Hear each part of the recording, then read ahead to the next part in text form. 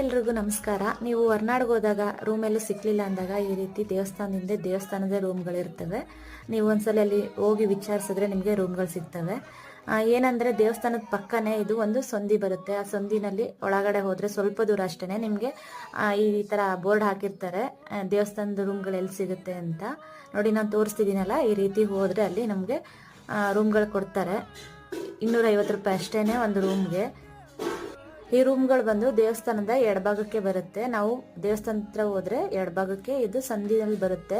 ಅಲ್ಲಿ ವಾಚ್ಮನ್ ಕೇಳಿದ್ರು ಕೂಡ ಹೇಳ್ತಾರೆ. ಇನ್ನು ನಾವು ಅಲ್ಲಿ ದರ್ಶನ ಎಲ್ಲ ಮುಗಿಸ್ಕೊಂಡು ಅಲ್ಲೇನೆ 8:30 ಅಷ್ಟರಲ್ಲಿ ತಿಂಡಿ ತಿನ್ಕೊಂಡು ಕಳ್ಸಕ್ ಬಂದ್ವಿ. ಬೇಗ ಬಂದ್ವಿ, ನಾವು ಅಲ್ಲಿ ಜಾಸ್ತಿ ಹೊತ್ತಿರ್ಲಿಲ್ಲ. ಯಾಕೆ ಅಂದ್ರೆ ನಾನು ಮಗನ್ಗೆ ಮುಡಿ ಕೊಡ್ಬೇಕಿತ್ತು. ಧರ್ಮಸ್ಥಳದಲ್ಲಿ ರಶ್ ಆಗುತ್ತೆ ಅನ್ನೋ ಕಾರಣಕ್ಕೆ ಬೇಗ 9 ಗಂಟೆಗೆ ನಾವು ಅಲ್ಲಿಂದ ಹೊರಟಿ ಕಳ್ಸಕ್ ಬಂದ್ವಿ. ಕಳ್ಸದಲ್ಲಿ ಯಾವಾಗ ಬಂದ್ರೂ ವಾತಾವರಣ ಇದೇ ರೀತಿ ಇರುತ್ತೆ. ಯಾಕೆಂದ್ರೆ ಇಲ್ಲಿ ಜಾಸ್ತಿ ಜನಗಳಿಗೆ ಅಷ್ಟು ಗೊತ್ತಿಲ್ವ ಏನೋ ಗೊತ್ತಿಲ್ಲ, ಆದ್ರೆ